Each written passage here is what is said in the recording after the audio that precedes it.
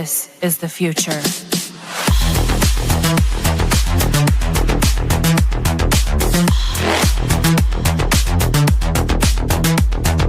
Evolution.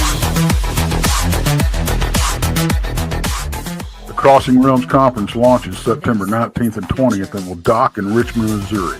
This is already being called the event of the year, folks. With an unprecedented list of speakers and special guests, 2 days of cryptids, UFOs, and paranormal presentations, along with a celebrity-filled ghost hunt, meet and greet, gallery reading, vendors, and a film screening.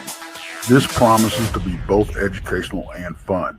Go to Eventbrite.com to secure your tickets and vendor slots before they are all abducted. They're going fast.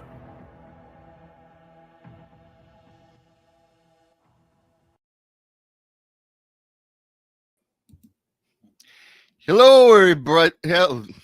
Great start, Robbie. Broadcasting live from Southern Michigan. This is, of course, Beyond BMR with my lovely co-host, Krista from the Blondes and the Booze Paranormal Podcast.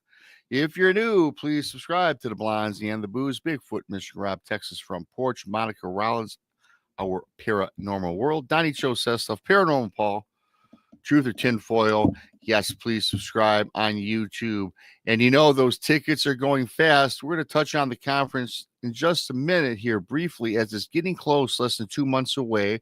I have a great guest tonight, Jody Cook. We're talking some dogman, some werewolves. Jody, of course, North American Dogman Project. He comes on a show about twice a year. So always thank you to Jody. He always provides great information, experiences, this, that, and the other. And we got some new things for you tonight, I'm sure, with Jody. So thanks for that. And briefly, thanks to everybody who's bought my books. Bigfootmichiganrob presents True Cryptid Encounters, Book 1 and Book 2, both found on Amazon. Thanks to everybody that bought the books. Leave a review if you would, if you bought it, because it does help promote sales of the book. It's all analytics these days. Much like YouTube, when you leave you leave a comment, that helps us send the YouTube channel out for everybody to gather a bigger audience and so on. Oh, also, of course, you can become a BMR pirate, mateys. Join today, join the many, join the few, depending on your point of view. You get a picture of good old BMR sporting a bandana in the chat room. And of course, the super chats are always open, not expected, but greatly appreciated. With that, I'm going to bring up the lovely Krista. And what's happening, Krista? Hey, how are you? Hey, I'm doing pretty good. How's it going? I'm doing all right too. Doing good. Yeah. Doing good. Yeah. Ready for the weekend already, and it's only Tuesday. It's only Tuesday. I know. It seems like there's not enough days in the week. Yeah. With our lives, we got the podcast around all the time, then other things we have going on with the work and everything else. Sure. So it's always fun. And absolutely. And as I mentioned, we have Jody sitting backstage. And before you bring up Jody, everybody, yes, Krista, I'm not one to wish the summer away, and I said this several times in July, but boy, it's under 2 months, and we have the Crossing Realms Conference. I know. Remember when it was a year ago? It was a year ago. We were talking about it. I remember we first started advertising it way back in December, right before Christmas. Yeah, I think we went live with it December 1st. We did go live December 1st promoting it, and it seems like that's all we do is promote it. We haven't promoted it. We've been a little lax lately promoting it, but tickets are on Eventbrite. Gary Spike Sr., good old Pops, has been providing the links for everybody. If you haven't got your tickets, hey, they're going fast. Also, vendors, we're always looking for vendors. Very cheap, $75 a table. And that $75 for the table, that also gets them into the pre-party on Thursday. We're having a pre-party on Thursday. The event is Friday and Saturday, and then those that join us early on Thursday with the ticket holders, we're just going to hang out and have fun with y'all. That's right. On. So that'd be a great time. That'd be a lot of fun. Looking really forward to that and seeing all of our friends and everybody. So and be a good reunion. And if you want to refresh everybody, do you have the list of all the speakers and special guests we have handy or no? I can try to go from the top of my head. I can try. Speakers. We have Josh Hurd from Malvern Manor. Yeah. We have Heather Mosier. Everybody knows Small Town Monsters. She's the best. We have Dr. Dean is going to be there, Dr. Dean Bertram. And then we have, okay, come on now, Rob, help me. We got Frankie Haunted Souls. They're bringing a haunted car. We have Sir Brian Bowden. Yes. He's going to be there. The Dogman Man. Dogman Man. You know, the big guy, you know who he is. Wrote several books.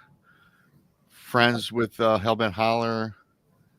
Martin Groves. Oh, Martin Groves. Yes. Yeah, we got him Martin Groves. He's the best. And then we have Miguel Ramirez, and we have Sir Brian Bowden. I think I mentioned him. You did, yeah.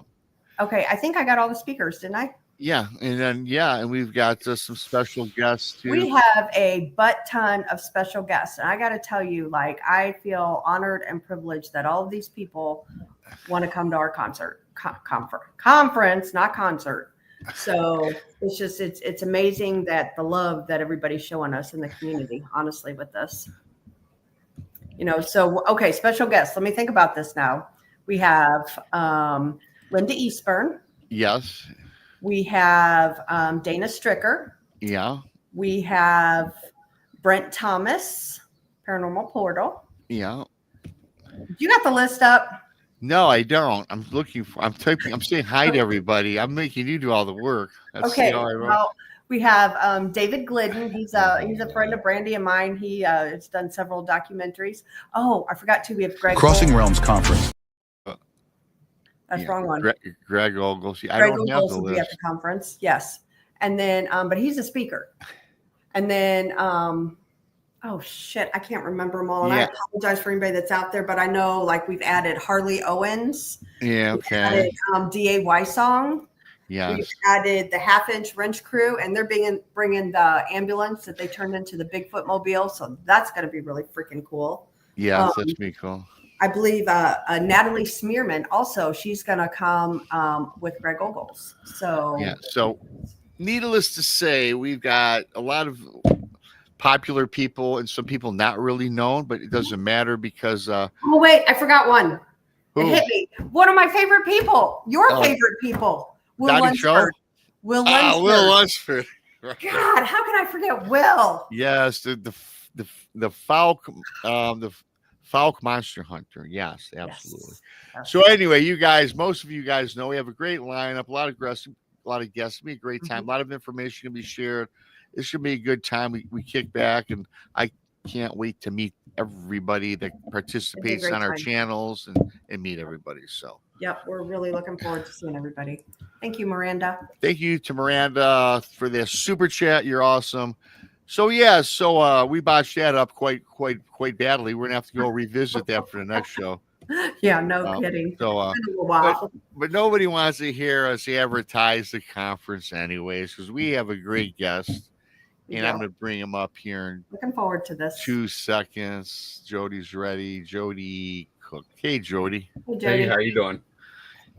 I'm doing pretty good, man. You know, we just botched up our conference that we've been talking about since last December. We suck. We're terrible. If it's not in front of us to read, we're no good. Yeah. Regardless, it's good to see you again, Jody. Always. Yeah, good seeing you guys. You know, I was looking back. When I first started my channel, I maybe had 50, 100 subscribers, and you were gracious enough to come on, help me out when I started out. And I think I've been doing this close to 4 years now, Jody, and ever since our first meetings together on the show, you're always on in the end of summer, and you always come back right around Halloween and Christmas time. So twice a year you come on, and I always appreciate you and what you do, and talking to our audience has grown over the last 4 years. So thank you so much, Jody. Absolutely has. No, you're welcome. Yep.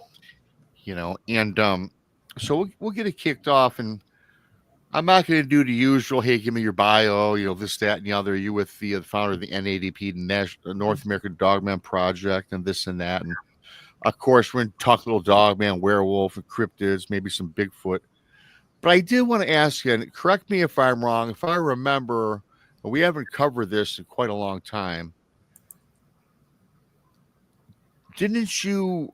What did you experience first? Was it the Dogman or is it the Bigfoot? Because if I remember, I think you might have still been in the military or in the service with the United States. Mhm. Were you not in Midland, Michigan, I doing was, maneuvers, and you came across a Bigfoot or something? yeah, Bigfoot was first, Dogman was second. It was Okay, in Grayling, Michigan. railing. Okay, Yeah.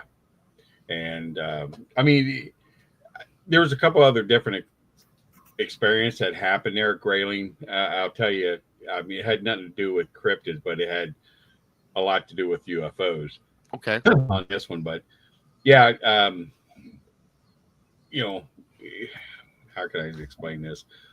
We were there, and I was a 50 caliber instructor, so I was getting people qualified on the range, and we were getting everything all packed up, getting the ammo. The armor guys came in, they got the weapons. We had the ammo, so we had to take the ammo back to the ammo supply point. It was on a Friday, and so we wanted to get there really quick. So we went before the ASP closed. Otherwise, we would have to stay with the ammunition, and that was our only free weekend, so we weren't going to do it.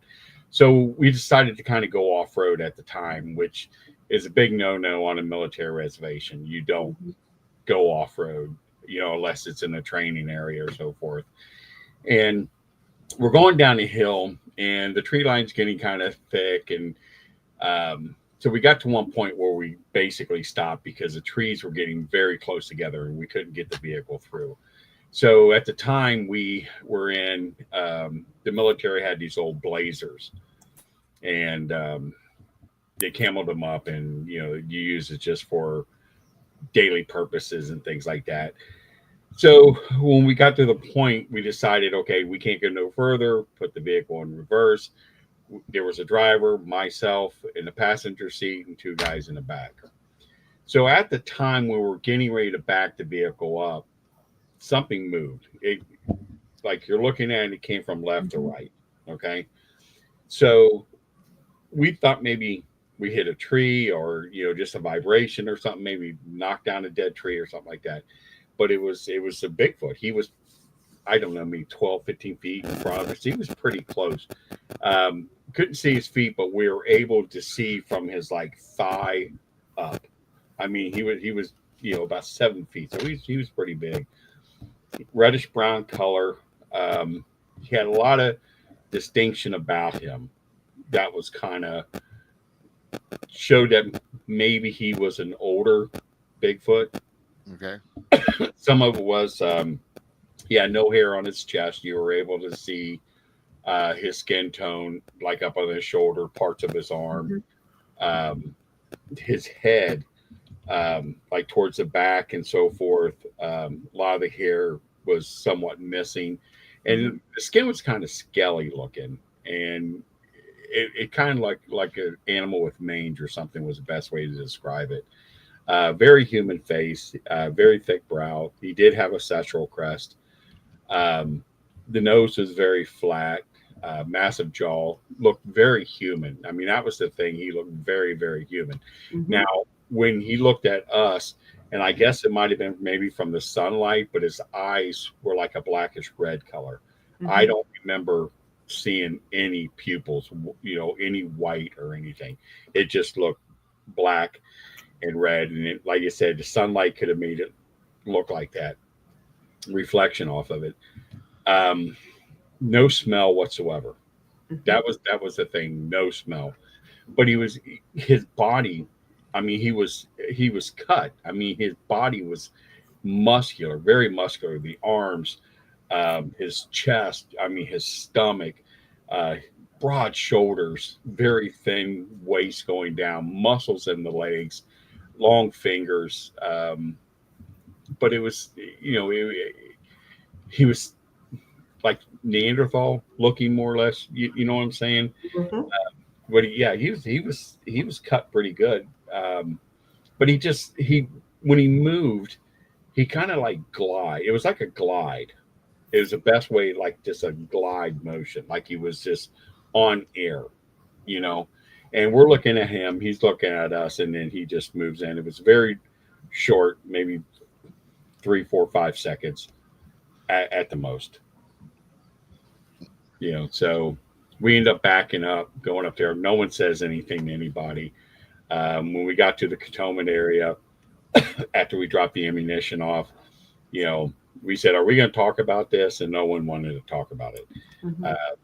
It was one of these things. Everybody in Great Lake, Michigan knew that there's Bigfoot there. Everybody knows that there's something there. It's a very weird place. There's a lot of different activity, excuse me, and stuff going on. I mean, when we had our sighting, there was a sighting about 2 or 3 days prior to that, which was a very up close sighting.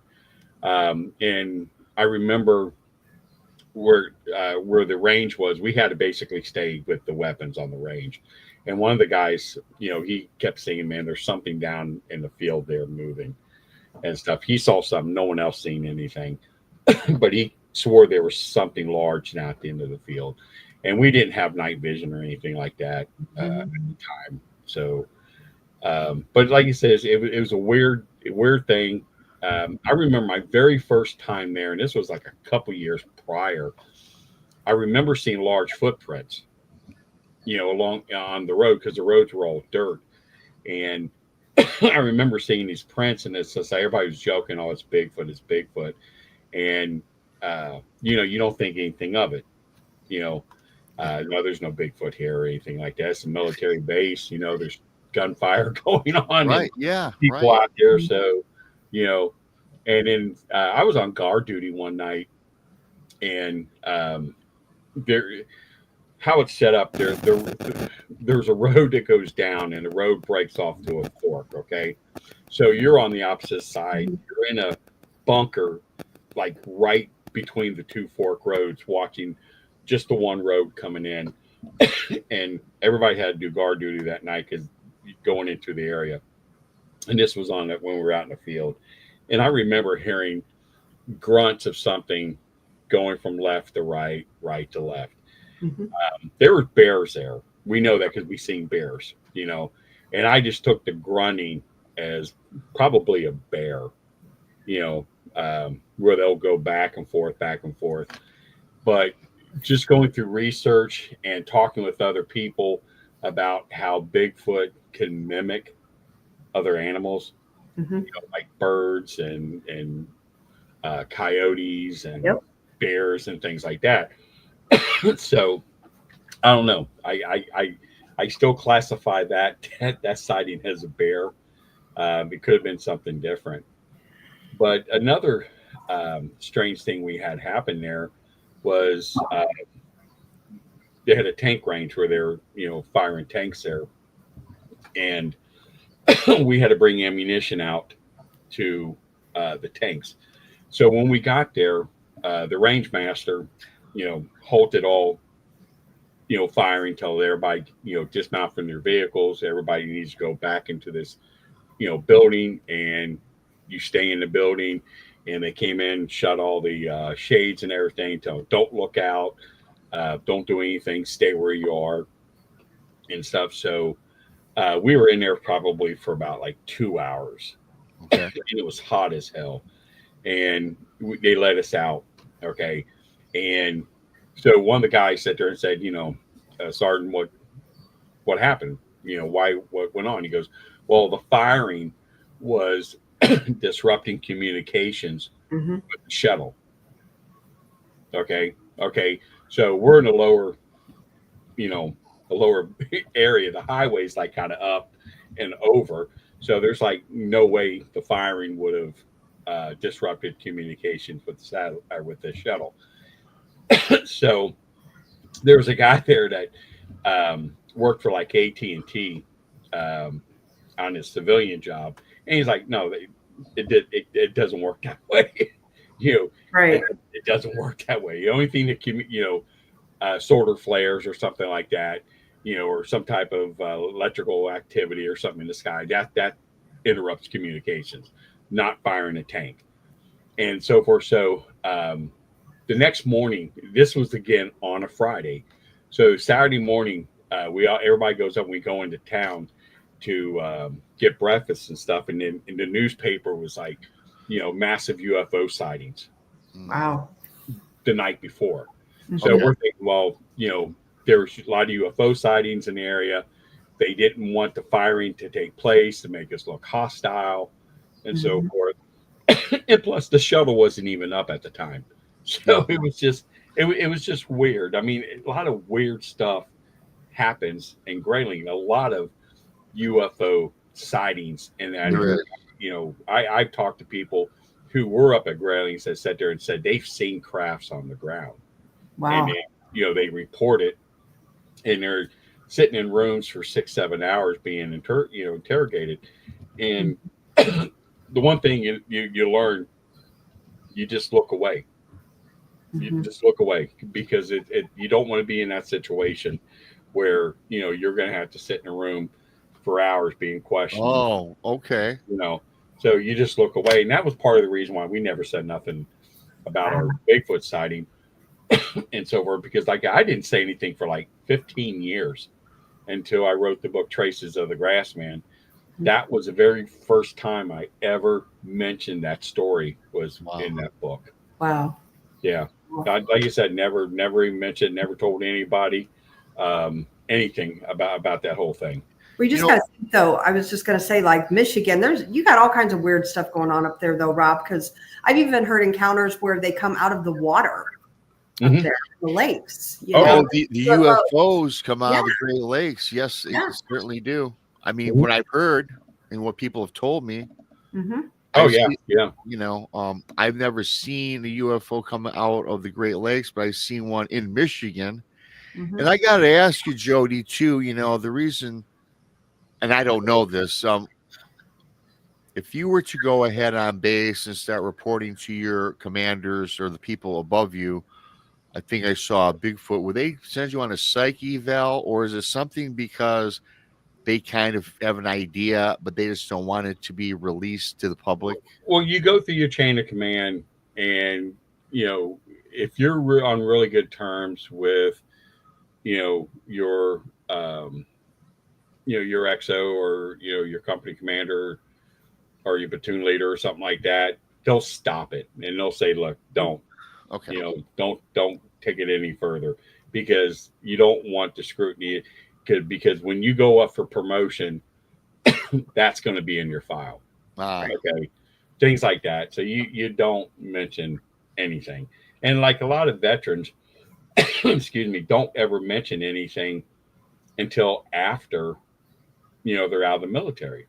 Sure. Because they don't want that scrutiny. Because I know for a fact the two captains that saw the Bigfoot a couple of days prior to we did, they reamed them. I mean, they literally reamed these guys till they got to the point where the two officers were getting so aggressive dealing with people for being mocked.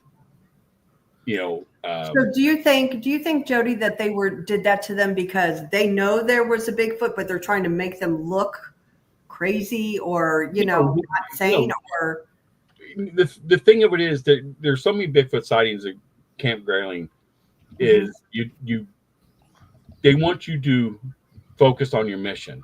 They don't want you to focus looking for Bigfoot. Okay, yeah. And basically that's what it comes to. Okay. You focus on your mission, and if you want to go out in the in the field on the weekends on your own time, go ahead and do it. But just keep it to yourself. Sure. And that's the whole point. And they don't want someone getting hurt. And God forbid that one gets killed. Oh. Right. A Bigfoot gets killed, or even a soldier gets killed. Sure. I mean, how many times you hear training, you die by training exercise, try by training exercise. No, most of these guys probably were killed in a training exercise, but a lot of people were killed doing something that the American people aren't supposed to know about. Right. Makes sense. And like Krista brought up earlier, Jody, and what you just brought up about Grayling, what I know, the crazy, weird things that happen in Michigan, and a lot of weird things happen in all the other states. I just happen to live here, so I know more about my state, but it's just not a coincidence that a UFO was sighted and then somebody had a Bigfoot experience in that same area the day later or the day prior. Right. And it's not a coincidence that a UFO came out of one of the Great Lakes. I've heard those stories too. So do you think a lot of these things are connected in some way, or you just think they're on a different plane than we are? Yeah. It's a two-part question. Okay. Right. Okay. When it comes to UFO and Bigfoot sightings, coincide with each other, my opinion. Yeah. Okay. And this is from talking with people who have actually had both sightings together. Okay. And talk with people who are actually claimed to be abducted, where, if humans are being abducted and if animals are being mutilated, you have a creature like Bigfoot that could be studied. Okay. Why wouldn't he be abducted? Why couldn't he be used for whatever purpose? He looks like a human, but he's bigger, he's hairier, is he a different type of human? They're doing DNA tests and so forth. Because I talked with a woman who was abducted, and she said there was a Bigfoot laying on a slab right next to her. Right. Being examined, and so forth when she was. So that's a possibility. Okay. Now, could they take Bigfoot and use him to conduct whatever something they want by, trying to think the right way to say this, because he may not be intelligent, but he's able to be manipulated, to do something. Sure. Carry whatever or something, to that effect. That's a possibility too. Mm-hmm. Yeah. Okay. I know that it's hard saying, when it comes to, the most logical is that he was probably abducted. Gotcha. And experimented on. I don't think he's a pet. I don't think they use him to terrorize and so forth like that. Now, as far as, UFOs in water, 90% of UFO sightings are around water. Okay. Yeah. And I did UFO research for years, and that was one of the things we found out. They're mostly around water. Are they bases? Probably. So they were probably here much earlier than we were. Sure. And another theory is there's two decent theories. You have a hollow earth theory. Okay, that there's other civilizations living there. That's where our cryptids are coming from. Bigfoot, Dogman, different, other cryptids and so forth. And that's where they're coming from there. Okay. And there's openings around the world that people don't know about, and they're coming in and out. That's a possibility. Mm-hmm. Second possibility is, hypothetically, I guess is the best way to say this, because I'm flipped on either way. Sure. If the earth is flat, okay, and there is a dome and so forth, and there is an ice wall, and if they are other continents outside that ice wall that could be more advanced than we are, that's where they may be coming from, and the ice wall is to protect them from us. And that's a possibility. That's a possibility. Sure. That technology is that they were always there, and all we are is an experiment. And they have the ice wall to keep us in from coming out and infecting them. Yeah. Thank you, T-Bone.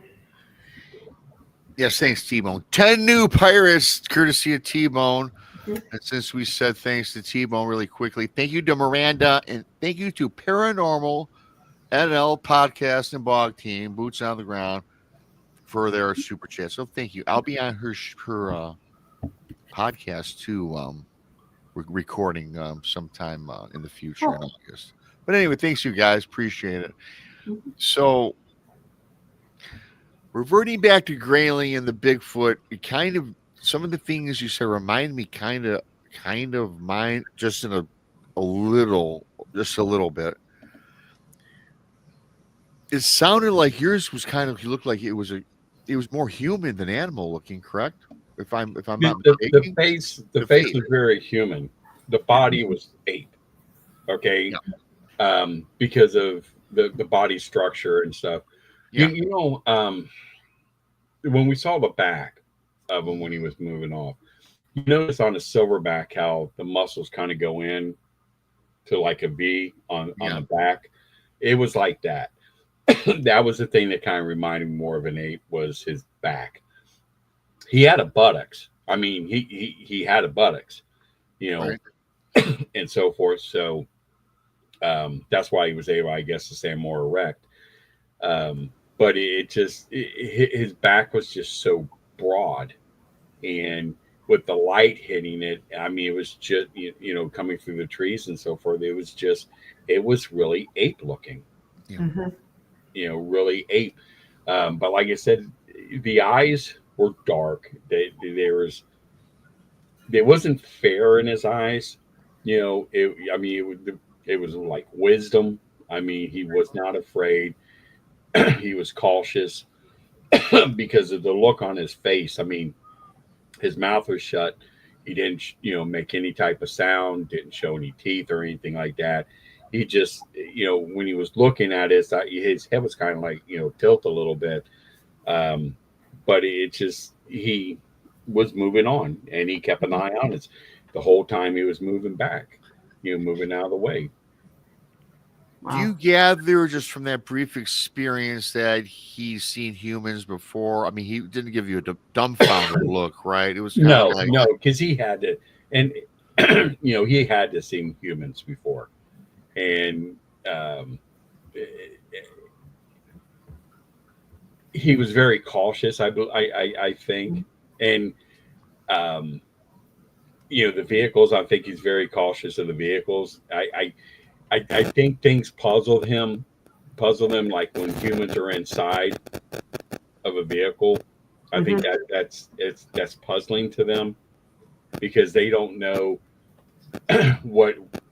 They know what a vehicle is. I think they know what a gun is, but I think it confuses them too when you see a human by itself in a vehicle and then you see both together. I think that's some type of, you know, confusement to them. Sure. Okay. I did want to. This is fascinating. Great start to the show.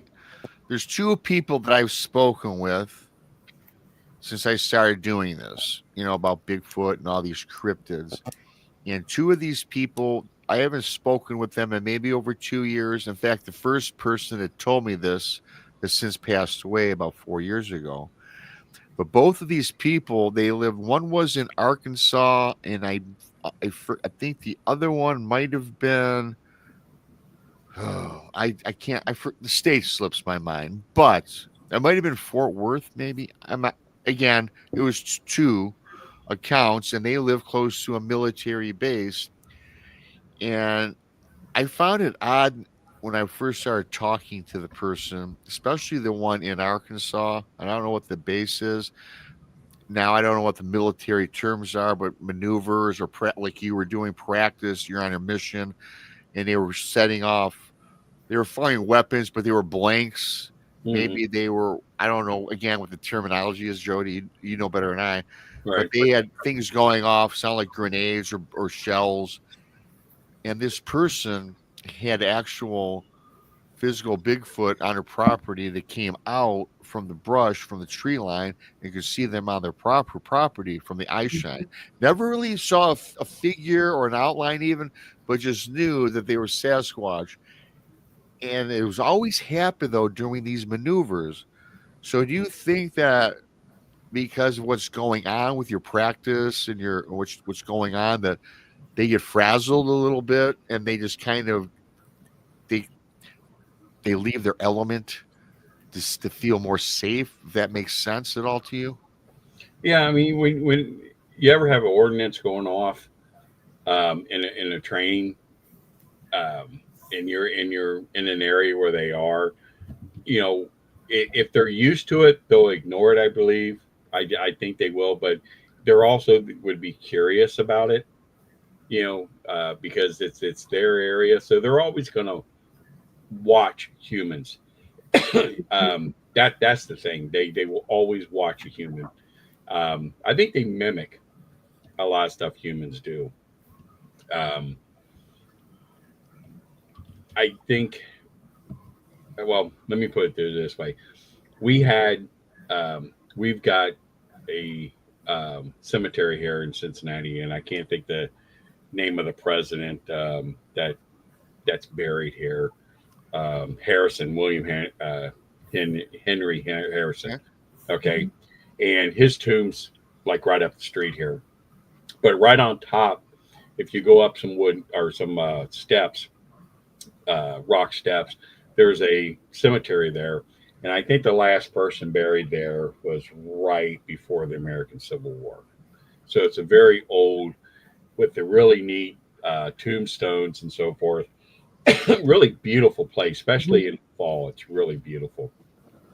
And one of our team members was just going up there to take some pictures of the cemetery, and that was it. Went on top, saw a Bigfoot right there in the cemetery, digging in the ground. Snapped a picture of it. So we got the picture, and I mean, you can see it. You know how a gorilla's got that massive hairy arm? You can see that his arm's out there. He's brown. His face is black. You see his black hair, and you can see him where he's digging. I mean, it's a beautiful picture. Is he digging a grave? One of the graves? Well, she didn't know if he was digging in the grave or if he was digging. So when we went back to look, there was like a hole that was there between like two graves, and the hole was probably, I don't know, 3 feet, maybe 4 feet, but it was already covered. Mm-hmm. So the reason I asked you about that is because we have a location here that we go to all the time. It's called Emmaus Asylum. It's on 350 acres, and there's a cemetery on top of the hill.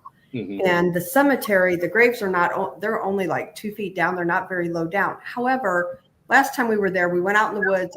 Miguel Ramirez, Sasquatch Theory, was there with us, and we had heard, stuff going on in the woods, tree knocking, and excuse me, UFOs, the whole 9 yards. However, when they went up to the cemetery, one of the graves had been dug up, but it wasn't with a shovel. That's why I was just curious. And right there, within just 2 miles of that location, is what I nicknamed Dogman Road. And that was because I had heard of an encounter right there on that road. So that's why that just, when I hear, at the cemeteries digging, I'm like, wow, okay. Well, the thing of it is, when we got there, the hole was already covered. So I don't know if the Bigfoot was burying something there or not. Right. But when we got there, at the time, the Addison police made us leave. So we weren't allowed up there, and it's a public place. So, I don't know, but they knew we were there and they made us leave. So, because we wanted to basically dig it up and see what was buried there. So, we eventually gone back, and you can see where they did something to it. So where, whatever was there was already gone. Right. Wow. So, but like you said, the picture's really, really beautiful. I mean, it's neat. I mean, it's a really beautiful. You guys have it on the NADP website? No, actually, I have it on my phone, a picture on my phone. I mean, I can text it to you real quick if you want to put it up. Fine. Send it to either me or Rob. And stuff. While he's doing that, thanks to Kelly from Canada. We have 2 people from Canada near Kelly, and I believe the Bog team, Paranormal Bog team from Canada. We're awesome super chat. And I guess you can send that to me on my, I'll have to gonna make me work and try to figure all this tech out. But yeah, I will definitely. You know how that goes. It might be easier. Just send it to me. Yes. Yeah, well, you know how I roll. I know how you roll. But Thanks everybody for coming in the chat room. Great to see you. Hit that like button. Subscribe to BMR if you're new. The Blinds and the Booze Paranormal Podcast, of course, if you're new. Yep. If you're new. Yeah. And we got another picture was really interesting too. Was a friend of mine up in Akron was at a metro park walking on a trail, and she was only like 17 at the time, and she heard a bunch of dogs like bark, and she's on the top trail, and then you see the slope goes down, there's a bottom trail, and she went to look down, and she said this large animal like stood up. Okay, and she got the bag, she took the picture, it's looking at the dog, and the dog's kind of looking at it. And that's a beautiful picture, either of a dogman or a Bigfoot. Right. I'll see if I can find that one and yeah, that'd be awesome. that one to you. But yeah, it's interesting, picture that that our people are getting. But yeah, it's like her dad yelled at her. It's like, man, you don't ever go up there by yourself. You don't know what's going on. There's a lot of stuff, like I said, that goes on up in that park with the all the dogman sightings and Bigfoot sightings that's been going on up there.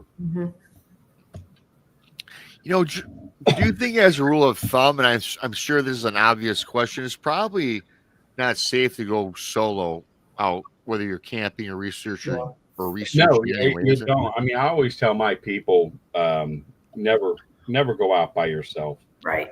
I mean, that's stupid. And always let somebody know, where you're going. Absolutely. And things, because you just don't want something, to happen. I mean, it's absolutely. Oh yeah.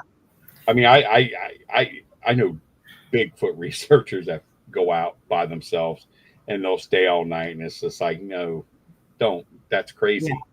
You're literally asking for trouble. I agree. I couldn't agree more, honestly. That just, I don't know. There's things out there, and I'm not talking Bigfoot or dogmen, that can get you. I know here in Missouri we have wild pigs and bears and everything else. So, Oh, I've been out and got chased up a tree by some boar. Yeah. And they don't go away real quick. Yeah, I hear you. I was chased by a friend wearing a mask when I was 8 years old. Yeah, and lucky I didn't kill them because I had a small pocket knife on me, but they had a werewolf mask on. Yeah, this is the dumb friends I used to have, and it was one of the dads, and my dad was laughing his rear end off. While you're doing that, Jody, you mentioned something about these cemeteries, and we'll talk a little dogman too, as a lot of people want to hear that. And the one thing that you said cemetery. I got Jody Cook on dogman. Is it just me? Because I do get a bunch of stories, and I listen to other people's podcasts. Why is it that dogman, they appear at a lot of cemeteries or graveyards? Is that your experience, or is there anything you can count on? The only thing I can think of is, either it's a smell of death, or they're trying to mimic, or they're curious. I've got like 3 reports from different parts of the country where people have seen a dog-headed person wearing a cloak in a cemetery. Years apart from each other, different parts of the country. And it's just like that is the most weirdest thing we've ever heard. And they all describe it as like a wolf, but it's wearing a cloak and it's walking around the cemetery. So I'm sitting there thinking, what is the possibility that they're hellhounds, because hellhounds Right. their job was to protect the souls in the cemetery Mm-hmm. from being taken by demons. Okay. Mm-hmm. And the story of hellhounds had to come up somewhere. Right. So Yeah. let me get this straight. The hellhound, their purpose was to protect the souls to be taken from demons. No, they were protecting the souls of the people so demons wouldn't come and take the soul. Take the souls. Oh, okay. Yeah. Mm-hmm. Hmm. Oh, Yeah. I mean, that's a good thought for sure. Especially. Yeah, I mean it's interesting. It really is. Mm-hmm. It is. But I that was the only time I ever heard those stories. Yeah. Mm-hmm. The only time I ever heard anything like that. And like I said, they were like years apart from each other, Mm-hmm. and the descriptions were all the same. Yeah. There's, at the LBL, one of the cemeteries there is supposedly one of the graves people have said they have seen a dog man come out of the grave. I don't know how true that is. Yeah. But you know what cemetery I'm talking about, right on top of that hill? Yeah. I can't think the name of it, but it's the very first one when you come in. It's way off a gravel road, way down the middle of nowhere. Yeah. Yeah, it's like you said, it's like the first one. Yeah. I have a picture somewhere on my phone of the grave, but yeah, just kind of, it just kind of makes you think, maybe these people saw hellhounds, like you said, Yeah, I mean that's the only thing I can think of on why they would see something, unless there's some type of secret society where they're wearing dog masks and they're in a cemetery doing something. But I can't understand why someone would do that other than they're trying to do some secret society. This particular cemetery, though, it's very excuse me, I've gone to lots of cemeteries and you don't get that weird feeling, but that one is a very ominous feeling, like there's something really, really negative at that particular cemetery, and it's just I don't know, just not a nice place to go. Yeah, well, any cemetery stuff. The thing of it is, it's like, a lot of weird stuff. I mean, especially like Bigfoot. There's more Bigfoot sightings in cemeteries than they are any other cryptid. Really? Yeah. And, and I think why, Bigfoot, they bury their dead and so forth because, they see us and they're mimicking us, and that that's a possibility. Maybe they're having some their own type of ritual on the way they do things, because if you talk to most Native American I was about to tribes, they'll tell you they look at Bigfoot as a Native American. He's an Indian. He's just a tribe of his own. They don't look at him as some creature, but they're protectors of the mountains, or they're protectors of the river, or something like that. But they look at them as themselves. They look at from, I understand, many of the First Nations look at Bigfoot as a spiritual protector of, like you said, the land, right? A protector of their dead, right? And maybe you don't see them all the time in cemeteries hanging out, but what they are is they protect everything that's sacred to them. And that's why if you talk to most people that are from First Nations, again, like you said, they don't view him as a cryptid, if you will. It's right. They don't. Their family member. Yeah, he's they are us. We are them. They are us. And that's how they look at it. Oh, where is that picture? If anything, if you find it, just send it to Robin. Yeah. On his Facebook. Yeah, whatever you want to do with that, Joy, I want you to appreciate it. I Yeah. Yeah, not a problem. Like I said, I'll send everything to you, and you can put it on your website. Yeah. Yeah, I can do that, which would be sweet. Thanks. So let me ask you this. So since I spoke with you last, whenever it was probably 8 months, maybe, I don't know. Yeah. Anything new pop up in your adventures out in the field? Anything you'd like to share with us? I might have seen something, Jody, that you found or discovered or whatever it was that you're quite excited about.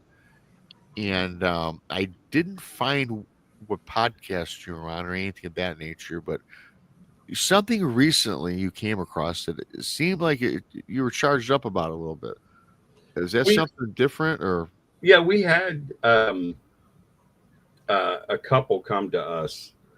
They were at Land Between the Lakes this past summer, and they were camping. It was they were with another couple, and it was a big rainstorm, so they were going to leave and stuff because the rain kind of ruined everything, and things were flooding and so forth. So as they're going out, the husband's driving, the wife's sitting in the front, the couple's in the back, and she decides to, because they had a flare, and they go up there all the time looking for, Bigfoot, Dogman evidence and so forth. Okay.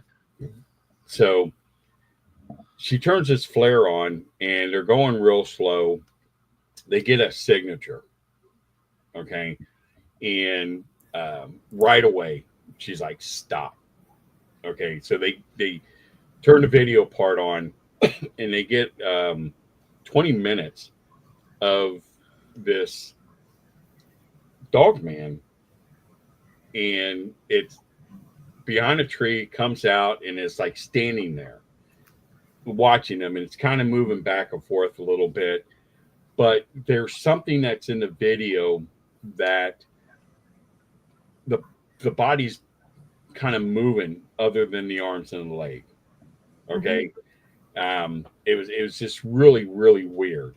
And so she sent us the video, and we broke it up to like 3 sections, blew it up, put it through all kind of different filters.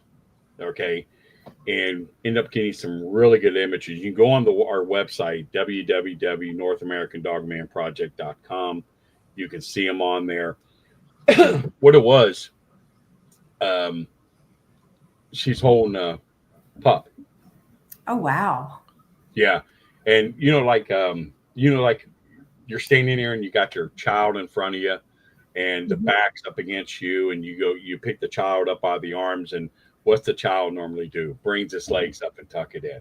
Right. Well, this is what this was doing. Picked it up by one arm, and tucked the legs in. So what we did was able to stabilize the film, blow it up, and get some really good images. I'm talking really good images of this holding this pup. And you can see it's really good. It's really good. And Sibylla Irwin. Do you know it? Oh, yeah, I know. So I sent the picture to her. I said, I didn't tell her anything. I said, draw me what you think it is. And she drew exactly what's there. A dog man grabbing the arm of the child, bringing it up, and the legs are coming up tucked. Wow. Really interesting. That's and really cool. Yeah. And I guess this is the best, I have to say, the best evidence of Dogman with the youngin out of LBO. Wow. This is the best. And this couple, they're not looking for fame or fortune. They knew they had something. They wanted to go to someone that would take it serious. Right.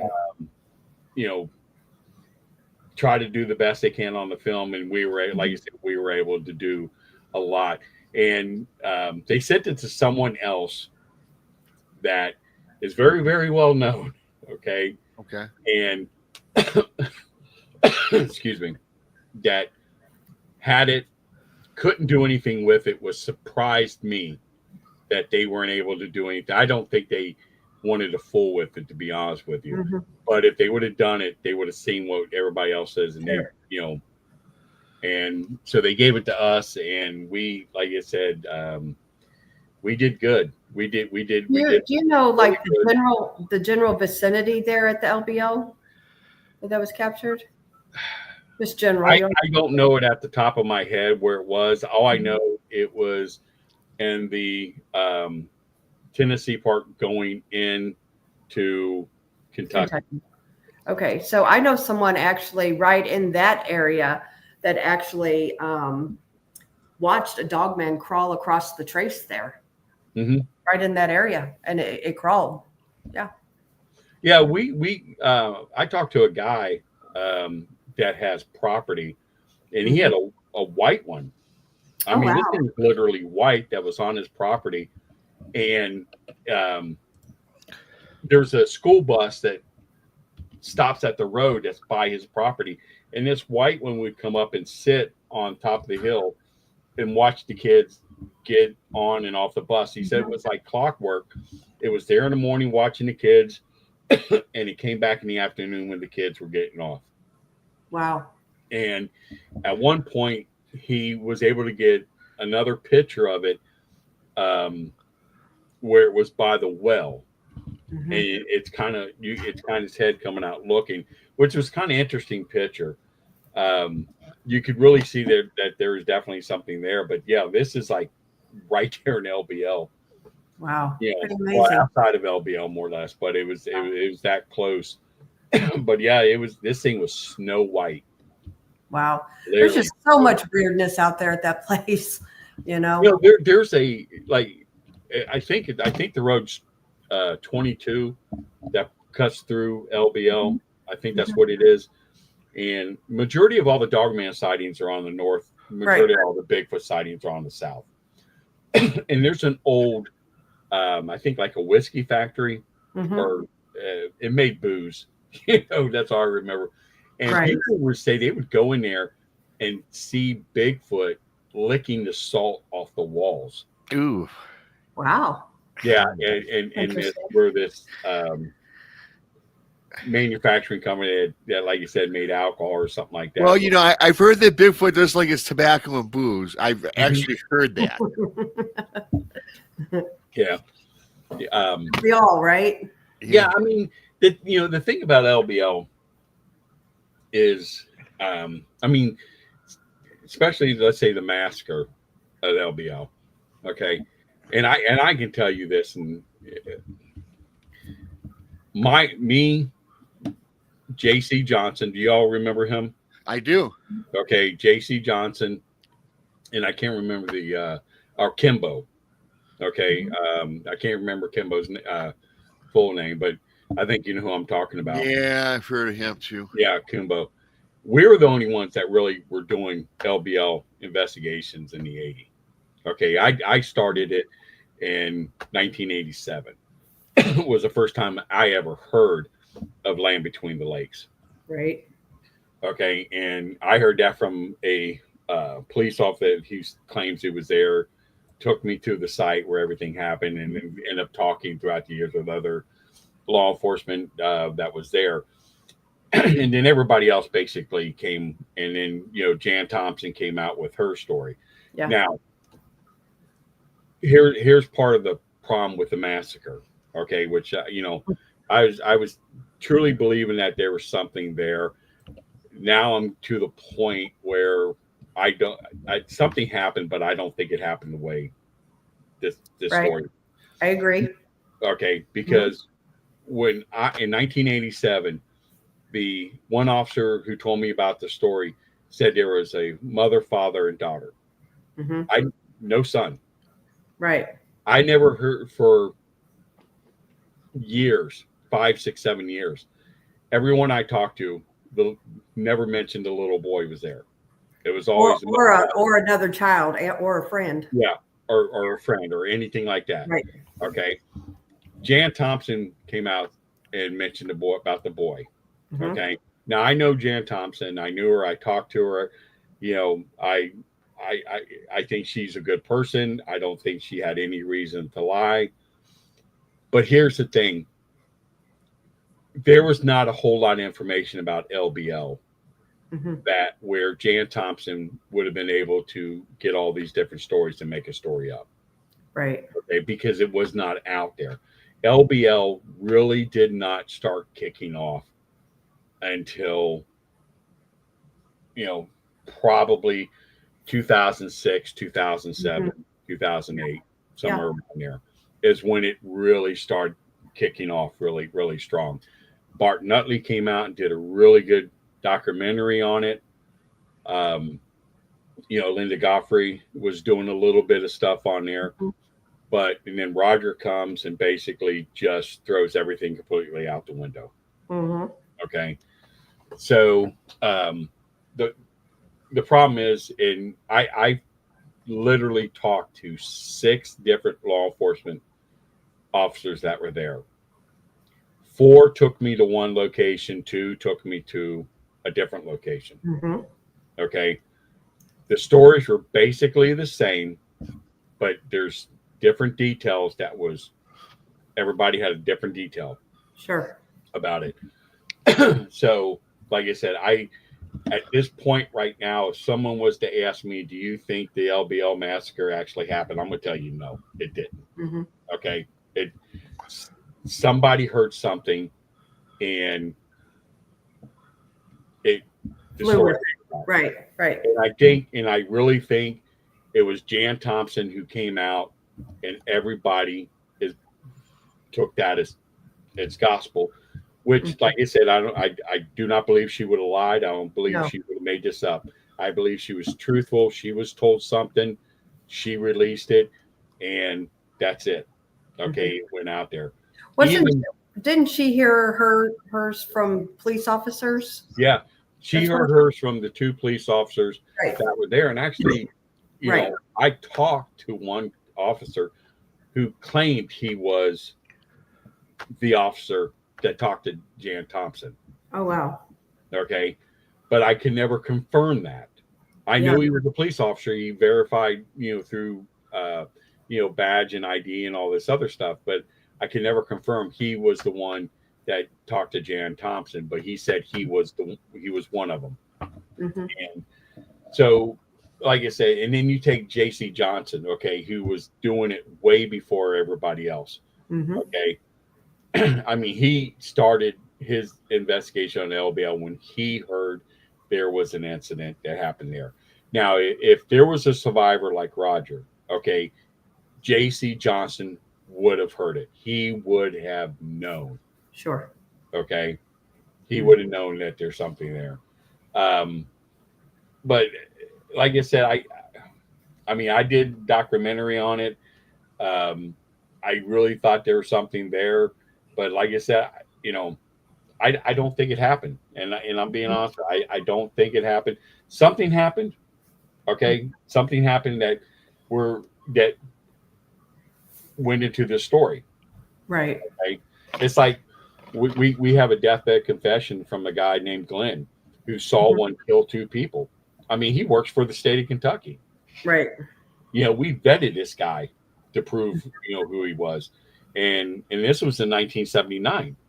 So I'm sitting there thinking, well, could this incident that happened in 1979 be the 1982 incident? I don't know. I mean, I can only go by what this guy said. Like you said, he's dying. Sure. He died like 2 weeks after we filmed him. Like I said, we vetted him to prove who he was. The guy was in fear for his life. He kept this secret for almost 30 something years. And he wanted to, because he felt that if he needed to say something so he can get into heaven, because he was so upset that 2 people lost their lives and 2 families don't know the truth. but he does. And he worked at the park? Huh? He worked at the park, you said, No, Jody? he didn't work at the park. He worked for the Kentucky Fish and Game. Oh, well, okay. Okay. Which, but yeah, he fishes at LBL. Gotcha. He was on a fishing trip when this happened. And like I said, you know, this, I have no reason that this guy would lie about a story. Now, then you take at LBL the bow hunter story. Mm-hmm. Yep. Okay. I no, that never happened either. And I'm gonna tell you why it never happened. Because we went out to that area, okay, where his body was actually found. Okay. Now, what a lot of people don't realize, LBL is a hunting reservation. Right. The whole freaking park is hunting. Yeah, that's why they have all these signs up there, letting you know that it's hunting. Yep. Okay. We had a woman reach out to us and said, I am the wife of this individual that got killed. Now, his death is legitimate because LBL put a press release out. Sure. Okay. And they pulled the press release. Okay. Oh. So she says that, you know, what everybody's saying about my husband is a lie. He was not killed by the beast of LBL. Okay. Wow. His bow was not broken in two because I have his bow. His tent was not shredded because I have his tent, because I got all of his property and stuff. We saw it. We owned it. She said that he goes up there hunting, and what she believes is that he was accidentally shot. Gotcha. Okay. He died. His body was eaten on by predators. And that's where the story comes that he was half eaten and so forth. She said that she believes that LBL covered the story up. Mm-hmm. You know, they didn't want someone know that someone died through a hunting accident and so forth. And they let this stupid story about a bow hunter being killed and dragged 100 yards through the woods. Okay. His body was found in a soybean field. Okay. And here's the thing. Right next to where his body was found, there's a lone campsite right there. Okay. So if there was a campsite there, somebody would have to seen what was going on. Sure. Okay. That's the other issue. But she was said that she was not allowed to see the body. She was not allowed to have a copy of the coroner's report. She had a friend who was a medical doctor in the family. Okay. I just want to interject really quick. I was going to ask you about forensics. They should have found a bullet wound, but why would they not release this to the wife, right? Yeah, I don't know. She didn't even know.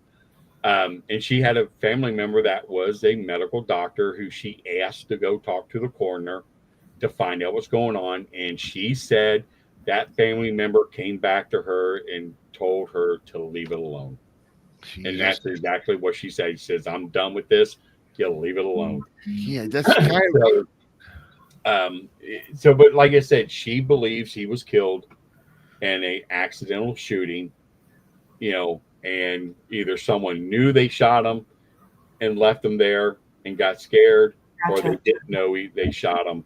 But, you know, but my whole thing here too is, you know, if he was shot, it's easier to sit there and say, hey, you know, he was killed in a hunting accident, instead of letting these crazy stories about, you know, a dog man killing them. But, you know, it is really odd. It's odd, you know, but like I said, you know, the information she had matched up to the name of the guy that was killed. Okay. But like you said, you know, they talked about this bow that was broke, that couldn't be broke. But like she said, you know, the guy he was supposed to come home on Sunday. He didn't come on Sunday. He didn't come home on Monday. She contacted them, and I think they found his body Tuesday or Wednesday. Wow. And they collected all of his stuff. They told her she can come pick his property up, and she picked his property up, and she said none of it was damaged. Gotcha. Because I got the bow, I got the tent, I got his sleeping bag, I got his pack with all his clothes in it. I've got everything. We saw it. I mean, Yeah. let me ask you, Jody, you probably have some experience in this. I mean, you've been doing this for a long time. If a husband and wife, don't you think, is it not against the law to get with the coroners, the medical? That's what I was just wondering too. Yeah. The forensics. I mean, if it was my wife or my loved one, I would not leave that place without the official report. They'd have to arrest me. My daughter died of cystic fibrosis. Okay. Sorry. 15 years old. I had 2 double lung transplants, a heart transplant. Ew. You know, it was just missed. They know what she died of, and they did a autopsy anyhow. Gotcha. Okay. Well, I wanted to know what it was, and I wasn't even allowed to get a copy of her autopsy. Okay. Gotcha. So, you know, I can honestly say that, you know, she, I can see her running in there and not getting a copy because it's not public record. It's not like you can, you know, go and put a request in, because a lot of these autopsies you got to get through the courts, because there's a lot of information in there that, you know, they can't let out to the public. You know, I've got 2 autopsy reports from 2 people who were allegedly killed by a dog man, and they're pretty graphic, but, you know, I got them through someone who would probably get in trouble if, Sure, you know, if they knew they got it. But there's no body pictures or anything like that. There was no graphs of showing where all the damage was on the body. right. But on the 2 autopsy reports, I mean, they're about 12 pages long on each one. But the thing on the autopsy report on both of these is that you can hear the doctor trying his best to justify what he's trying to say. Okay. You know, when something has the skin completely removed from the body, you know, and saying that a dog was able to lick the skin off, you know, Yeah. you know, and some poor guy who they said his dogs did it. And he said, no, my dogs didn't do it. My dogs are gentle, but they took his dogs and had his dogs put down. But yet there was no human DNA found on the dog's stomach or inside the mouth.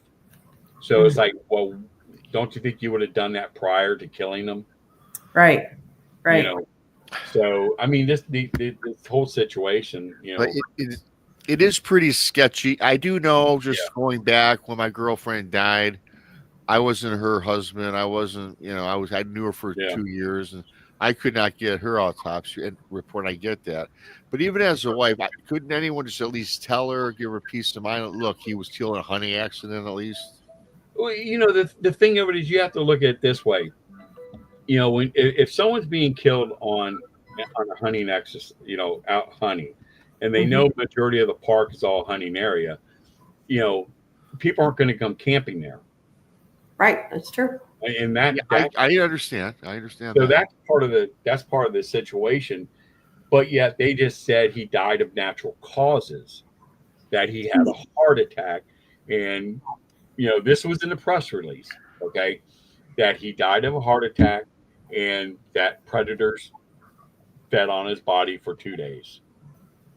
You know, I that sounds really similar to, I don't know if you've heard about the UPS or the FedEx driver here in Missouri, outside of Missouri, supposedly, you know, I have a personal friend who knows somebody who works at the nursing home, and He said he's never seen a body come in like that, like, from a dog, because that's what they blamed it on, was the dogs. Mm-hmm. And, I don't believe it was. There's just too many holes in that story. They didn't even release the name of the victim. Yeah, I mean, like in these autopsies of these two people, it was pretty freaking horrendous. Okay, the chunks of body was missing. Right. Okay. Yeah. And like one of them, like the majority of the skin was missing. But like you said, you're reading the autopsy report, and it's just like there's no way a domestic dog would have done this, because a domestic dog attack would have either been on the legs or the arms or the crotch area. Both body was upper body. I mean, the woman's breasts were removed. Okay. And I mean, it had been a very powerful dog to be able to remove a breast. But here's the thing: none of her body parts were found next to her body. Wow. Okay. And that was, and like I said, when you're reading this, you're thinking that this doctor's really trying to justify. He knows it's bullshit. What he's saying, he knows it is. Right. But he's trying to justify it. Absolutely. How often do you think that dogs get the blame? Well, a lot. There was a case in Kentucky where a 10-year-old boy was dragged 400 feet up a hill. Okay. And body was just mutilated. Mm-hmm. Okay. Now, this was in Kentucky. I can't think of the name of the town at the top of my head, but they had a rash of animals that were just brutally killed. Okay. Mm-hmm. So the police said that there is a dog fighting ring, and the boy went out to feed the pit bull that he raised, and the pit bull turned on him and carried a 110-pound body running up a hill 400 yards or 400 feet. Mm-hmm. Okay. And killed the child on top of the hill. Okay. Dogs don't do that. Pit bulls don't do that. Okay. They're going to kill you right there. They're not just going to, take a running up a steep hill and kill you up there. Mm-hmm. Okay, because no one heard the kid scream. That's the thing. No one heard him scream because he was close enough to the house. If he was screaming, somebody would have heard it. His parents would have heard him. Right. So, and then there was 2 horses that were killed, and I've got pictures of one of the horse. It's laying in this like pond, and the head's out. And there's a huge canine track right next to the horse's head. Wow. And the deputy walks over and steps on it. Mm-hmm. Wow. And it's, we got the picture. We got the picture of it. Mm-hmm. But, the deputy went over and, stepped on the print. They knew what was going on. I mean, Right. People in the town, laughed when they, came up and said, "Oh, it was a, dog fighting ring." And I mean, in a small town like that, if it was a dog fighting ring, everybody would have known about it. Half the people in the town would have been a part of it. Okay. Yeah. But it's just one of these things where they come up with these, stupid stories that, try to cover up, hide the truth, because coming up saying the dog did it's the easiest way to do it. Yeah, and you're right, though. We were talking about this earlier, about 5-6 minutes ago. It's a sad thing that these parks, recreations, all the administrators, in order to save $1 and to keep the park, a safe place to go, wherever it is, that they lie to us about certain things, whether it's an accidental hunting, a dog mauling, an alleged attack by a cryptid. We will never know because they don't want to lose those dollars. No, Right. I talked to a guy in Canada who was a park ranger in Canada, and when he first got there, his first day on the job, he goes into the cabin, where the rangers are and so forth, and he's given this bill: don't go out at night, keep the doors locked. He said the gun cabinet had fully automatic weapons, okay, in this gun cabinet, okay, Wow. which he thought was weird. But he said, you don't go out at night. Um, you know, if people come and camp, try to keep them close. Don't let them go out far, things like that. And as he's, working there, he's realizing that, people who are coming in are being Mhm. found dead, ripped apart. Okay. Wow. And he said, these are not bears that's Mhm. doing this. Okay. Because they're Agreed. finding bears dead also. So, as time goes on, he realized that, that he was told, look, and there's werewolves up here. Right. Okay. Dogmen. And that's why at night, you don't go out, Right. and you keep the people close by, and you tell them to keep a fire going, so forth. And he Yeah. said when he was there, he knows of at least 4 people that were killed Wow. and stuff. And he said, I quit. He goes, I can't be a part of this. I mean, he says, Mhm. he can't go out to help these people. And he said one particular case was there was a group of teenagers that came and stayed out there. Okay. And one of them comes running to the cabin. She's all bloodied up and so forth. And she's telling him, man, there was this monster that came into camp killing everybody. So he calls his supervisor. His supervisor tells him, sit there and I will call you back. Mhm. And the supervisor called him back, said, you keep her inside the cabin, and there's a team coming. You stay away from them. You let them do what they're doing. And he said, these people in black show up. 2 guys came in. They grabbed the girl. They told him to stay in the cabin, and they went out. And he said he heard gunfire. About an hour later, and they left Wow. and stuff. And because I'm telling you this happened. And he said, but they don't tell you this stuff. They want you to learn it on your own. And when you Mhm. start to ask questions, they'll tell you a little bit at a time. You know, but he said, yeah, that was this is up there in Canada. One of these parks Wow. that they, Yeah. crazy. Wow. That's crazy. Yeah. I don't know, Jody, with all the things you've gone through and experienced and great stories tonight, do you think that is this fair to say that these dogmen are something? Okay, let me put it to you this way: would you rather run into a Bigfoot firsthand or a dogman? Oh, Bigfoot, definitely. I'm not kidding.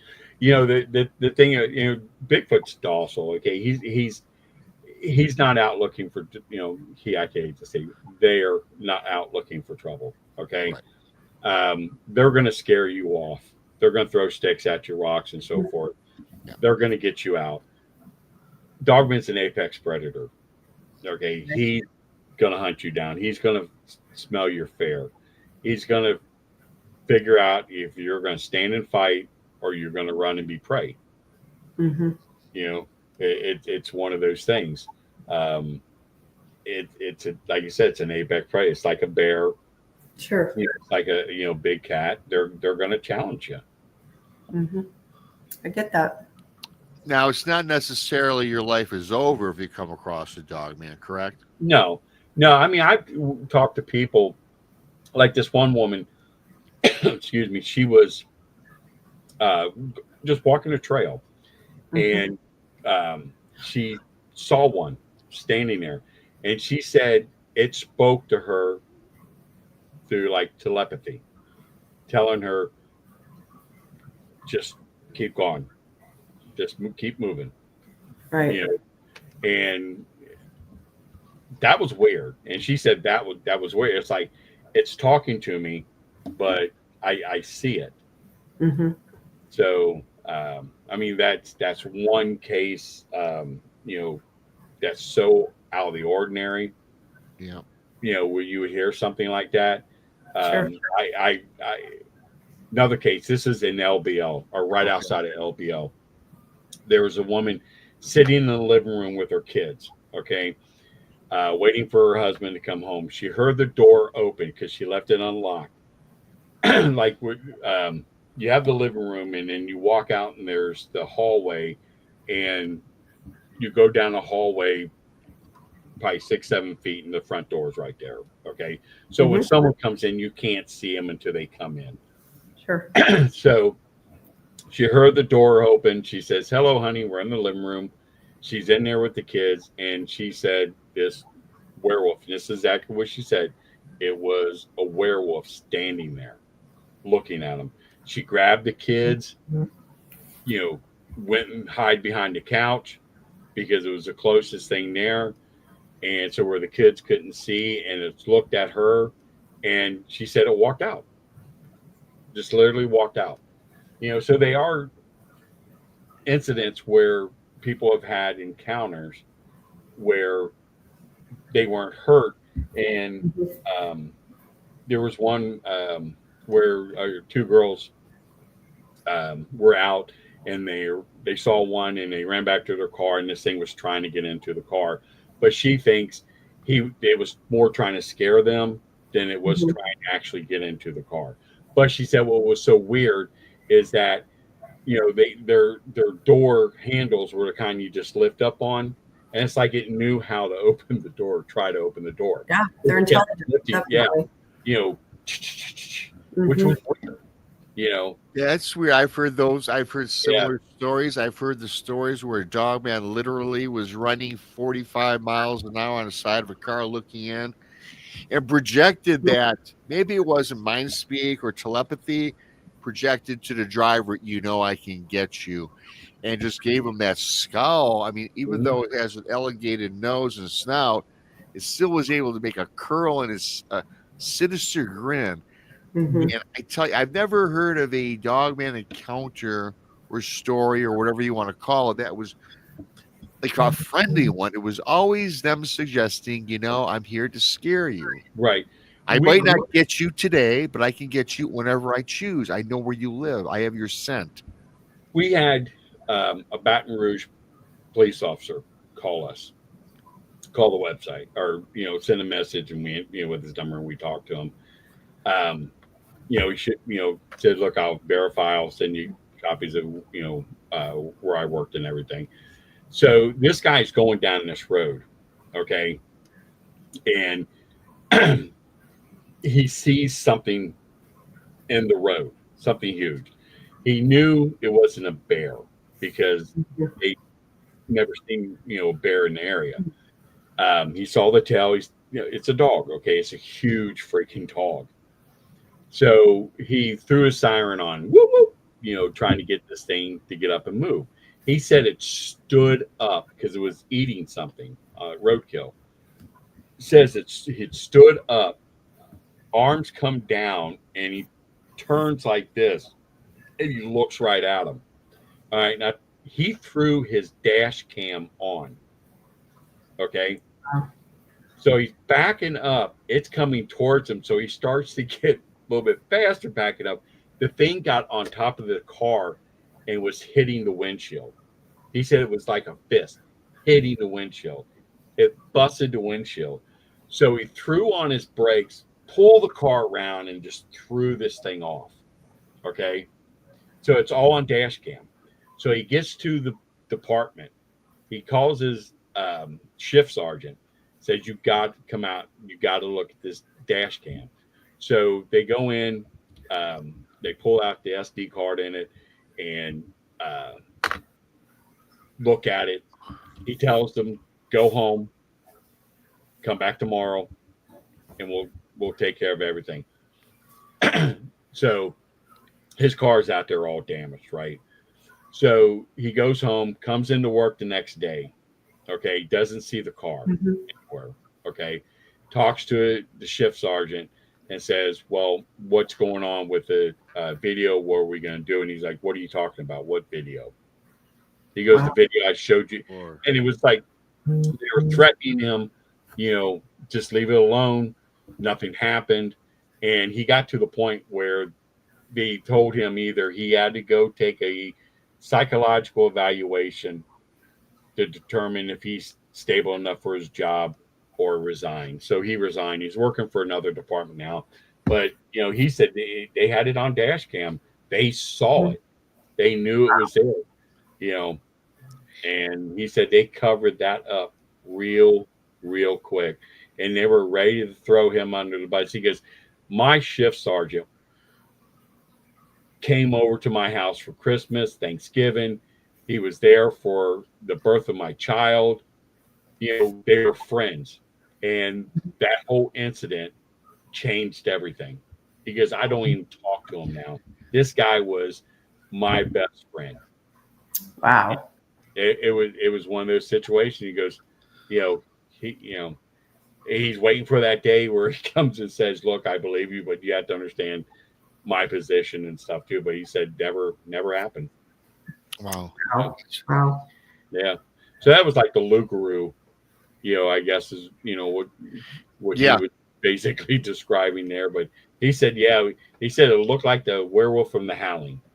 And we hear that. I get that a lot. I've heard that quite a bit. I got to ask you because I do get asked this. I mean, I give the best answer I can for as long as I've been doing this, but I don't have the research behind me that you have.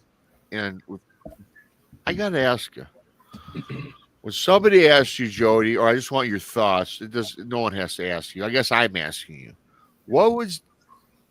if you were to classify Dogman versus the werewolf, number one, do you think they even exist? I know it's folklore, but I think they both exist. And what's the difference? A werewolf is something that where one organism changes into another organism, right? Which is physically impossible. It would basically kill the host. Would that be like the shapeshifter? It would be like a shapeshifter type thing. We had a case in Ohio back in the 80s called the London, Ohio werewolf, where that particular werewolf looked like the Lon Chaney style werewolf. Yes. I mean, that's the way it was described. Yeah. And like you said, Dogman is basically, a cryptid that's always been there. Okay. It's just, he kept himself very hidden. But when it comes to like a werewolf, like your Lon Chaney style werewolf, that's folklore. Okay. Nothing, you can't change an organism to another organism. And I think what people are seeing, and this is my opinion because we have several reports of this, and even Barton Nutley, mother, is a witness to this. I believe Dogman tries to mimic humans in order to keep them from being scared, where they've had like wearing a shirt, having a piece of clothing on, in Northern Kentucky, right across the river here, there was a woman that was jogging, and she saw a werewolf wearing a white shirt, looking at her on the hillside, and we got the drawing, and it looks like a Dogman, but it was wearing a white shirt. Barton Nutley's mother saw one as a child, looked through the window, and it was wearing a shirt. We've had other reports. I mean, the Shenango Valley dog boy is like a smaller werewolf or a child werewolf, and it wears clothing, and people are seeing this thing. It's weird, but I think they do it to mimic humans, so a human cannot recognize it as Dogman, but recognize it as a human. So either it's a ploy to get close to you for devious purposes, or trying to get you not to recognize them. But like I said, I've never seen one like that, but I've got several reports and talked to several people who have sworn that these dogmen were wearing some type of clothing. And even the Shenango Valley dog boy, I have newspaper articles on that, and it even describes this, wearing clothing, which is really, really odd. Yeah. Wow. So if it had clothing, though, I guess my thought would be, is that more along the werewolf side of things? And I think that's where the werewolf part comes in. Right. Okay? Is this particular where they're mimicking humans wearing clothing? But like I said, all we have are eyewitness accounts that really can't be verified, and really anything can't be verified. That's the problem when in a cryptid. You can only go on face value on reports. Yeah. Wow. We never have enough time with you, but I'm going to cover one more thing really quick. We might have talked about this. I'm sure we have, but another thing that people ask, a lot of things that I've even come across, and I had interviewed people on this show with Krista about people that claim to work for a certain government agency, whatever it is a agency for some branch of our government, or hell, maybe not our government, Jody. They create some of these humanoids, these cryptids. Again, hence the militant dogman, right? We've all watched the movie. We've all heard about these things. Yeah. Do you think there are lab experiments? And let's not even say dogman, anything that, because you know how science is. We have cloning, we have DNA, we have splicing, genetics, this, that, and the other. I do, before you give me your answer, I think we do experimentation with certain things. And I think there's things running around the state parks and forests that are not natural, created in the lab. What's your take on that? I mean, I can see that there are certain things that are genetically created. Okay. You have like the Montauk monster and things like that.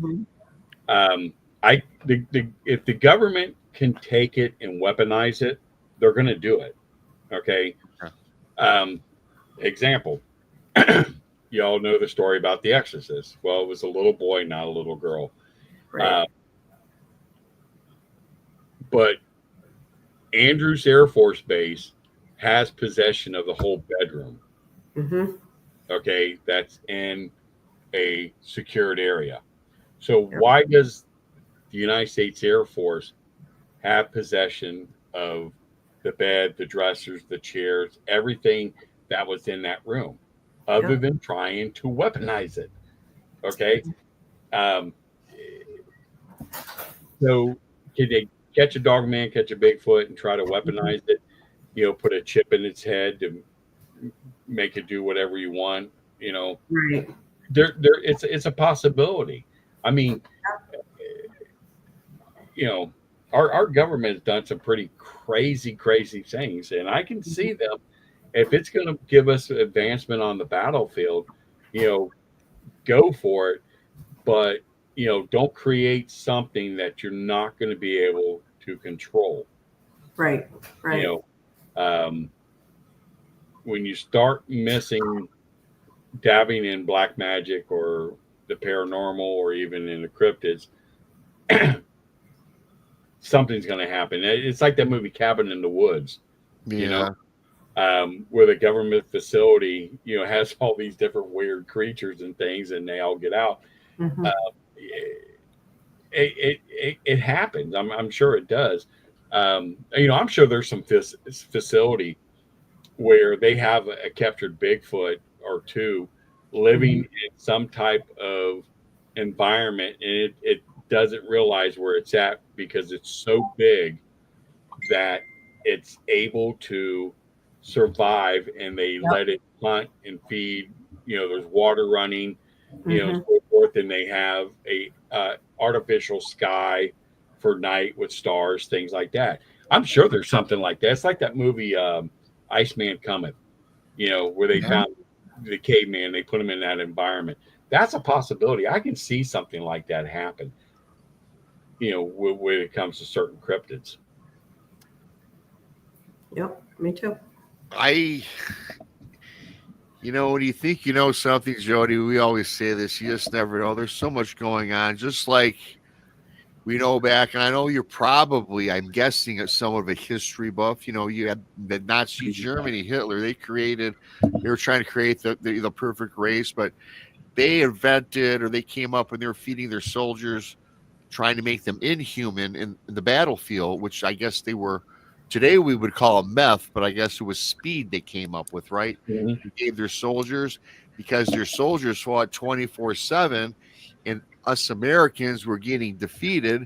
And you know what we ended up doing? They're not going to admit it, but we had to. Well, we won the war. Yeah, I mean, right outside of Wright-Patterson, well, more or less in Wright-Patterson Air Force Base. Yeah. During the Second World War, they got German prisoners here, and they had a bunker where they kept them in. What's weird is that the German POWs did this mural on the wall, Okay. and there's like aliens and all this other weird stuff that the Germans painted, and you can do tours in there and stuff, and you see this mural. But someone told me they end up painting over the mural. But it was weird. It's like it said it had little green men and gray men and all this other crazy stuff. And how would they know about that? It begs. How would they know about that stuff, especially at Wright-Patterson Air Force Base? It begs the question, does it not? I mean, it does. Really briefly, I want to thank Miranda, Paranormal NL Podcast, Bog Team, Kelly, Sandiford, DAY Song for your awesome super chats, and T-Bone for enlisting 10 pirates into the onto my boat out somewhere in the Caribbean. Thanks for that, T-Bone. 10 new pirates tonight. Jody, it's always a great show. What do you got going on? Anything you want to promote, talk about briefly? We got a couple minutes yet. Nothing. Well, I'm doing a conference up in Indiana. Well, it's like on the Indiana-Michigan border, but it's not until October of next year. But that's really about it. I've been kind of taking it easy and so forth. I've got chronic kidney disease. And I only have one kidney, and I didn't know this until I got wounded in Iraq. That's how they found out I only had one kidney. And so I've been dealing with a lot of that and so forth. So I've been kind of taking it easy, right now. And so nothing. I'm for the rest of the year. Well, actually, let me correct that. At the end of September, first part of October, we're doing an expedition down at LBO. Oh, okay. Well, yeah, we are Facebook. Yeah. Okay. That'd be. Yeah, we're doing that. But that's about it. Like you said, I've been spending a lot of time, Kenny and I, buffing up the website, getting stuff done, trying to add more of the sightings on the map. Just really dedicating a lot to the website. Okay. Well, Jody, it's always a pleasure. I thank you for coming on. And so on. I'll probably give you a buzz in a couple months for maybe Christmas time. I have all my favorites on during the holidays, Thanksgiving through Christmas, and you are definitely one of them. Because when you're on the show, I got to tell you, Krista, I think you probably agree. 2 hours. We haven't gone 2 hours almost, but it goes by so fast. Yeah. Right. You're a wealth of information, and I follow you. I appreciate everything you do and have done in the past and your service for our country as well. That's also has to go unnoted as well. Thanks everybody in the chat room. Hit the like button on your way out. Subscribe if you're new to BMR and Krista, the Blondes and the Booze, Paranormal Podcast here on YouTube. And I'm just looking for the button to get the heck out of here. There's Texas Front Porch. Subscribe to him too. Five more. And I think Tex is going on in about 15 minutes. I think so too. I was just going to say that. I'm pretty sure. Go hop on the porch.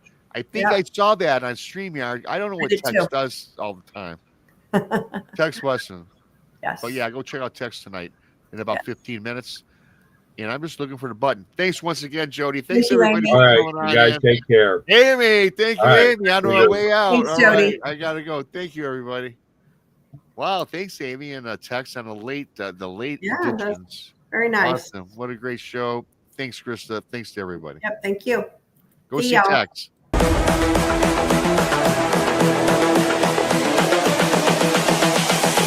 This is the future.